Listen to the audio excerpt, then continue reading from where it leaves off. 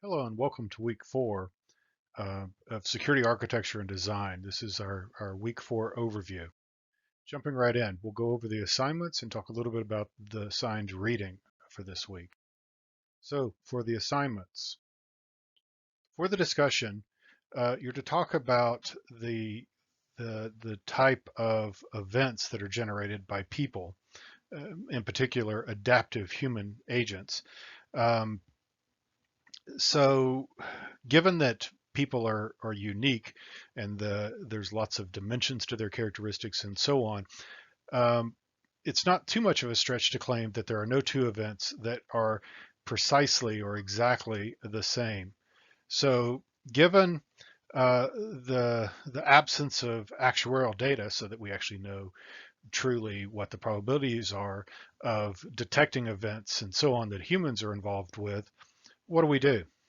And that's the discussion prompt for this week's discussion. Answer that in roughly 400 words using APA format and include at least 2 different references that are scholarly in nature, peer-reviewed, and so on. As far as the individual assignment, in 600 or so words with 2 scholarly references, address the following prompt of faced with the need to deliver risk ratings for your organization, you will have to substitute the organization's risk preference for your own. So for indeed, if it is the organization's risk tolerance that is assessment is trying to achieve, not each assessor's. So the idea here is that whenever you're doing an assessment of risk, it's not your willingness to take on the risk, but that of the organization. So given that information, respond to the following prompts, restating them as probably headings inside of your paper. So what is the risk posture for each particular system as it contributes to the overall risk posture of the organization? How does each attack surface its protection, if any, in the presence or absence of active threat agents, and their capabilities, methods, and goals for each situation add up to the system's particular risk posture?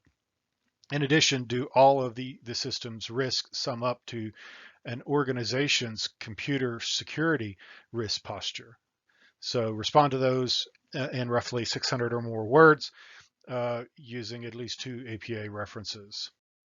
The following rubric that you see on the screen is what will be used to assess your work.